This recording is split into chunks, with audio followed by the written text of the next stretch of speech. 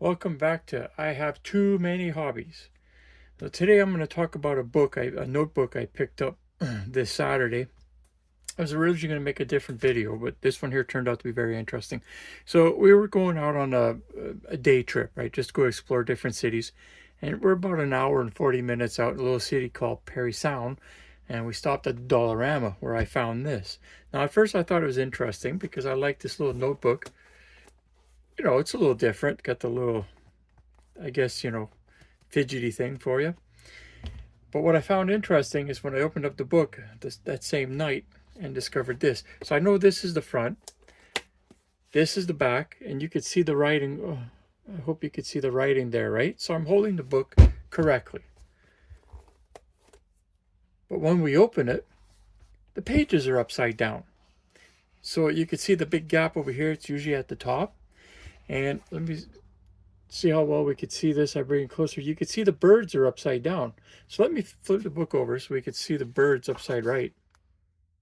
There we are, in the correct orientation. So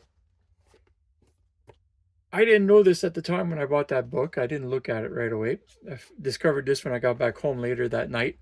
And for somebody who likes to collect notebooks and even make my own, this is pretty amazing. So I'm hoping I'm going to be checking the Dollarama stores over here in my city. So far I've checked two and they do not sell this book, but there's a couple more I can go to. I'm not expecting to find it. If not, I'll have to go to somewhere else. I'm not sure where I'm going to go because I don't want to do long trips just for a notebook. I'm hoping to find another notebook like this because I'd like to have two. And maybe I'll get lucky and the next one I'll have the pages in the correct orientation. And that way I can have one of each, and that would be pretty awesome. And that's the first part of this video, and it's going to be a little bit short. Here's the second part.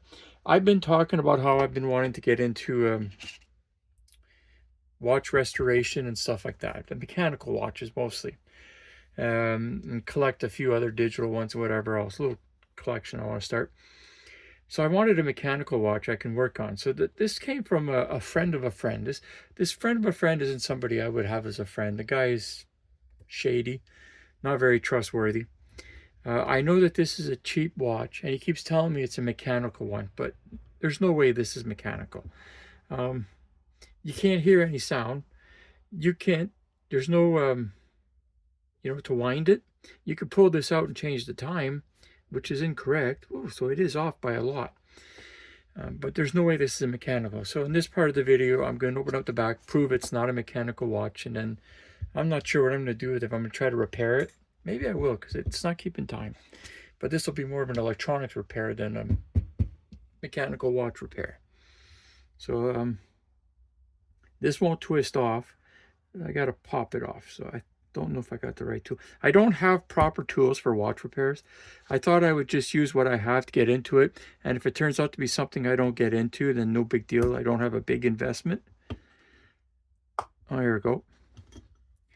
So what do you guys think? Mechanical, or is it just a watch with a battery? Ready? Let's find out. And there we go. Let me take off the little plastic part. It is not a mechanical watch. Let me bring this up so we can get a closer look. Whoops. And there you are. You can see the battery at the top.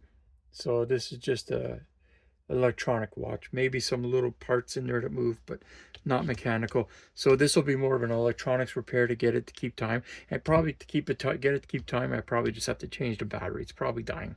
So I'll just leave this off and I'll take a look at it at some other time. So anyways, thank you again. I hope you enjoyed this video, and I hope to see you again next week.